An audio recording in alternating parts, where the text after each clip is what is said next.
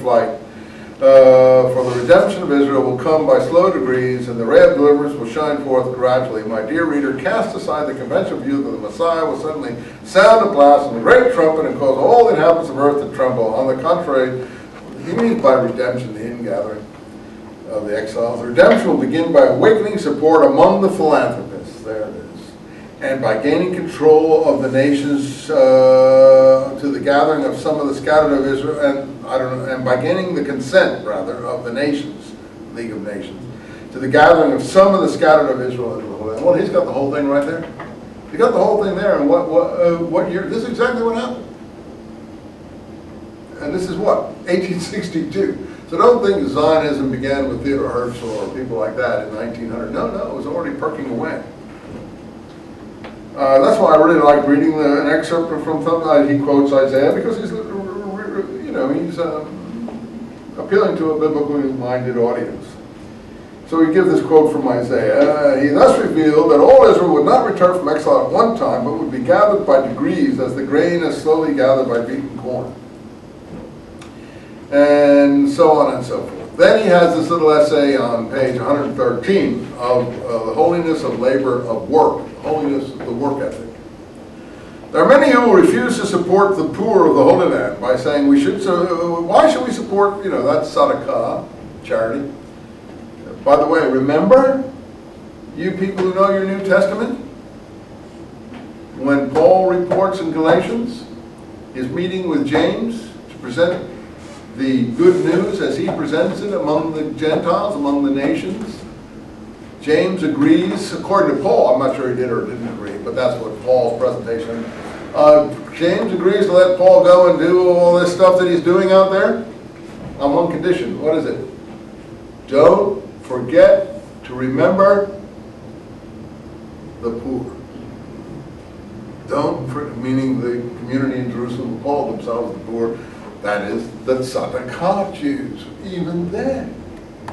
Here's what I mean. Don't forget to remember the poor out in the diaspora. I'm not talking about that. Send your contributions up. You want to go to these new areas? Okay. You want to farm out these new areas to your new way of doing things? You think Gentiles are interested in this stuff? Okay. Send the contributions. And you remember Paul, if you read Paul's letters? Before he goes to Jerusalem, he's running around like a madman. What's he getting? From his different communities in Thessalonica and other places that he's put down in Corinth and Thessalonica and Asia Minor, contributions. And he's setting one community against the other so he can have enough money when he goes up to Jerusalem to have enough clout that people will not give him a hard time up there. He's not going up to Jerusalem without money in his pocket, I assure you. He's going up after a long absence to show how successful he's been and to do what James told him to do, remember the poor. And what's the first thing, according to Acts, that happens to Paul when he comes up to Jerusalem and the people in the community, not the Jews generally, but in the movement, whatever the movement was called at that time, it wasn't called Christianity yet. What's the first thing that happens to him? James says, there's a speech, and Acts is quoting it verbatim, and now we're in the we document in Acts, which is pretty accurate. A we document cut in Acts in chapter 16. This is in chapter 21, if you know your Acts. And what does James say to Paul? He said, but you see, Paul, there are some who have heard that you preach straying from the law and against the temple and things, and do not regularly observe the traditions of the ancestors. But Paul, to show that there's no truth to the rumors that they have heard, we want you to go into the temple and take a Nazirite oath upon yourself and pay for the Nazirite oath with 4 other penitents that we have here, etc., etc., etc., etc. Well, the Nazirite oath was a slightly costly procedure. You had to pay for various things connected to it, sacrifices, priestly activities, and so on and so forth. And that's an obscure portion of Jewish law for Paul to show that he still regularly observed the law. So James put this penance on him. Why would he do this? Well, James knows very well that Paul is not keeping the law, and is not advising others to keep the law, and in fact is In fact, as the people say at one point when they see him in the temple, this is the man that preaches against this place, against the law, and against our people all over Asia, which is exactly right, even according to Acts' presentation of the situation of Paul's own letters. And there's a riot occurs on the Temple Mount. The Roman soldiers have to come in and save him. What was your point? I was just going to ask, the reason he told them to go into the temple is because he knew the people of the temple would kill him, right? Well, no, that's Brandon's view. That Ron has gotten that probably from SGF Brandon. That's Brandon's view that James was deliberately setting Paul up for not killing him. Or that he just wanted him to pay for these other No, I think he wanted to show him up that, you know, if he was willing to, you know, be a hypocrite and show that he did regularly observe the law, just make a public statement. And, you know, since he was, I don't think James knew there was going to be a riot in the temple and stuff like that. But people who knew him from what he was doing in other places, see him come in the temple there and knew that he was, what he was doing. But the point is that Paul, you see, is nothing loath. He's willing to do this. But what I'm trying to emphasize is not Paul's positives or negatives. I'm trying to emphasize the fact that he's considered to have money that he can afford to pay for others. He's brought the contributions up. He's brought the sum income up.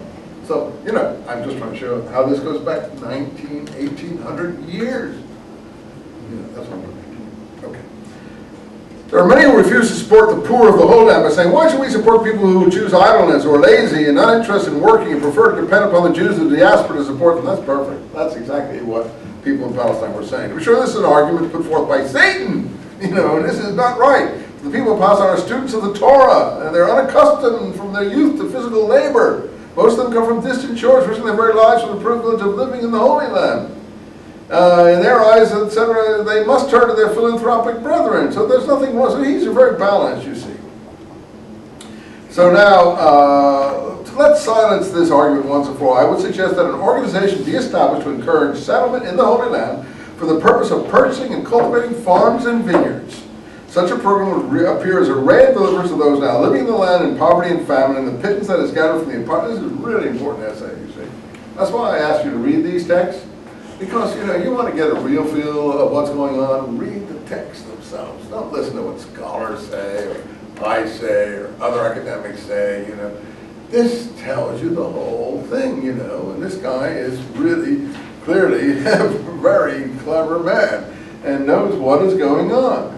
And he doesn't want to insult the religious people who are, he says, look, these people aren't fit for work, you know, you want to get people who get the land and restore it and revivify it and get rid of the malaria swamps and do something, you know, set up a school, set up an agricultural school. The situation would be different if we were inspired by the fervor of working the land with our own hands. God would then bless our labor. There, we don't need to import grain and pay for it with tzedakah.